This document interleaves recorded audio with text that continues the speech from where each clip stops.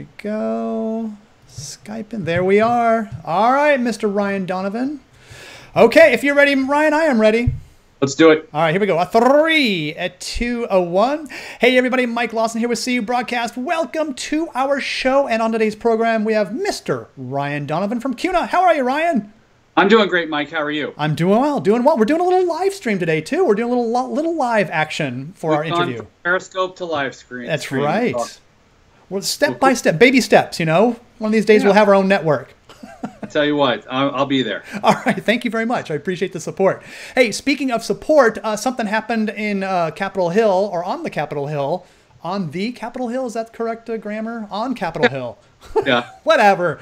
Hey, the House passed a bill keeping the NCUA out of the appropriations process. And this is big news for our industry. So can you give us a quick overview in case there's a few people out there who may not be up to speed on this? Yeah, so, late last year with the Financial Choice Act, there was a provision that would have subjected NCUA to the appropriations process. And this was problematic for us for a number of reasons. NCUA is an independent agency. It's funded by credit unions through premiums and fees. And there were folks in Congress that wanted to put it under the appropriations process, not because they were out to get credit unions. What they wanted to do was bring all the banking regulators into the appropriations process in order to have more oversight over those agencies. Mm-hmm. We expressed concerns about this provision when it was in the Financial Choice Act, but there were a lot of things that we liked in the Financial Choice Act. So we said, let's not make a big deal about it in the Choice Act. We'll handle it, later in the legislative process. We'll talk about it in the Senate. Yeah. But then it reappeared in the appropriations bill, and we said, let's make sure that everybody understands that we've got a problem with this provision. Let's try to get it stripped out of the bill. Right. And that's what we did. We were able to get it stripped out of the bill. Now, a lot of work went into getting it removed from the bill. So, we expressed some concerns late last year. Jim Nussel and I went down to Texas to meet with Chairman Jeb Henserling in December, talk to him about those concerns.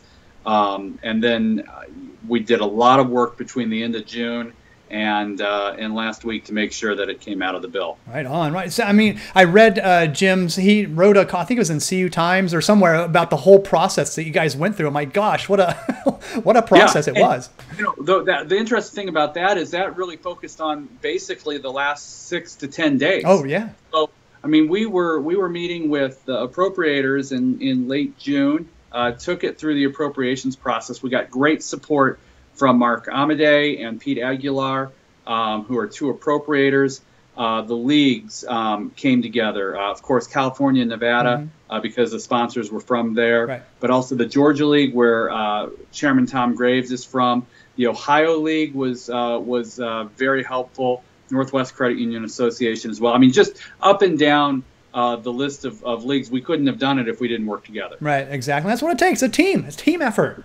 Team effort. So what does this mean for regulations toward credit unions moving forward?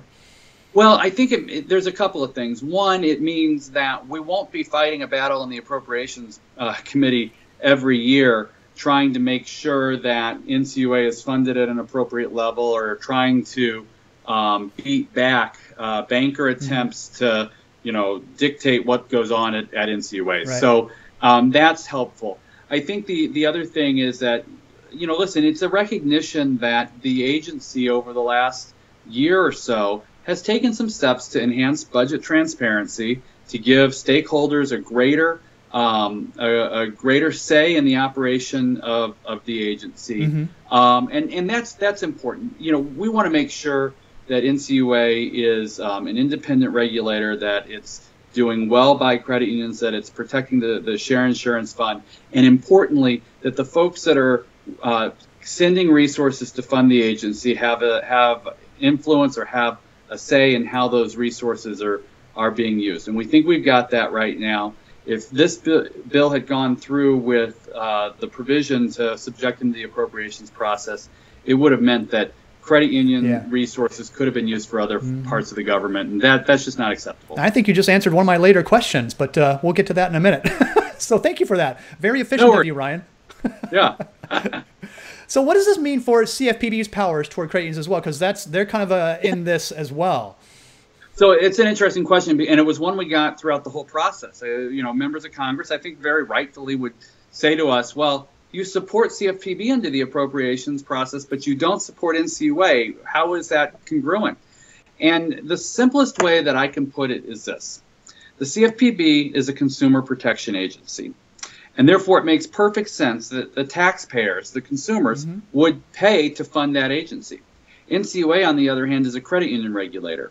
And it makes sense that credit unions would fund that agency, and so there's a huge difference, and that was the I think one of our stronger points. Gotcha. So how will this bill passing affect our industry going forward? I've kind of alluded to that to a previous question. I mean, there's a number of ways. I mean, I think first of all, it's a terrific example of what we can accomplish when we work together. And so, one of the things that we've heard from member credit unions since last week was, this feels like a big win. We're so grateful that we were able to accomplish this. And so I think there's something to that really helps the morale of the industry. It also sets us up really nicely for some battles that we think we're going to have in the near future. So, it's hard not to watch a television show or look at the mainstream media and ignore the fact that Congress is turning its attention to tax reform. So, we're making a huge statement through this action, and that's really important as Congress turns its attention to tax reform. We've made our voice known. We've reminded folks we've got a really good ground game, and we're not afraid to use it. And I think that's important for us going into tax reform. Well, and it also, just for me, the outside looking in, it really sounds like we have their ear, basically. I mean, they respond to the advocacy efforts that you guys did, so it's pretty cool. So the interesting thing was that we were very prepared to go to a recorded vote on this. The amendment passed by voice vote, and I think there's a lot of reasons that it passed by voice vote. One of them was we convinced the leadership, and I mean, it's not like we were hiding the ball here, right. But we convinced the leadership that we had the votes to win the amendment. And then it became the prospect became, will members be put on record on this? They didn't need to be put on record because so many of them went to their leadership and said, hey, I'm going to vote for this. Don't make me take an embarrassing vote that would embarrass the leadership or would jeopardize the leadership. Let's just let this go through. Right. And I think that's essentially what happened. Okay. All right. Hey, and a question that I alluded to or you touched on before is I was going to try to play devil's advocate here. What would have happened if it didn't pass? What were the ramifications there? Yeah, no. So if this didn't pass, I mentioned earlier we'd be fighting in the appropriations committee every year to protect the funding of the agency. But we'd also be fighting a number of other battles. It's hard to believe that this is actually a rule given the history of congressional deficit spending. Yeah. But when Congress passes a law that costs the government money, they've got to figure out how to pay for it. They've got to offset that cost with an increase in revenue or a cut in expenses. And this type of mechanism that was being proposed would make NCUA and increased fees on credit unions a really attractive offset for other priorities. I think the last thing that we wanted to do was have a scenario in which the proverbial bridge to nowhere is paid for by America's credit unions. Yeah. Gotcha. All right. Hey, to wrap up here, because I know you got a lot of stuff to do where you are at. You're actually in Madison, Wisconsin. We were talking before. Yeah. That's right. Yeah, it's sunny and 70 here, and we've just finished up some CUNA board meetings, and we're headed into a leadership team retreat. Excellent. A nice summer day there in the Midwest. Hey, okay, to wrap up here, can you address a couple of other items that were in the bill? Community financial institution mortgage relief, and then the CDFI was cut by $58 million. Can you address those real quick? So there were a number of provisions in the bill that were also in the Choice Act dealing with regulatory relief.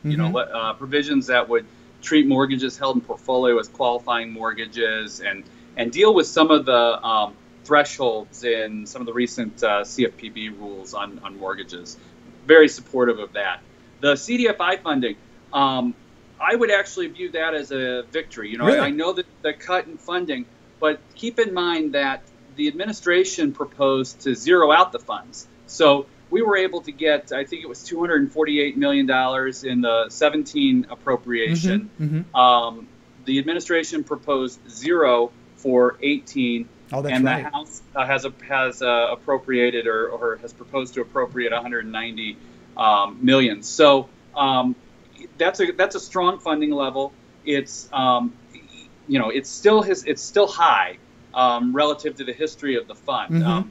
Prior to 2008, and I'm pulling some numbers out of my memory here, but my recollection is that prior to 2008, that fund was funded at about $100 million. Oh, really? So okay. Still, we're still 90 million above what the historic funding level was. It is a cut, but the fact that we appear to be able to sustain that fund going forward, I think is a huge victory. Yeah, it's good news for credit unions. Definitely, definitely. Well, Ryan, always an education, always loads of information when I get to talk to you guys there. And gosh, anything else to add to wrap up? No, I just appreciate the opportunity to share the story. I think it was a great victory for credit unions, a great example of what we can do when we work on advocacy from a 360-degree perspective and when we pull in the same direction together. Indeed. Great message to end on. Ryan, thank you very much, sir. Appreciate the time. Appreciate it. Anytime, sir. Anytime. And we are out, sir. Good job. Right. Good job. Good. Hey.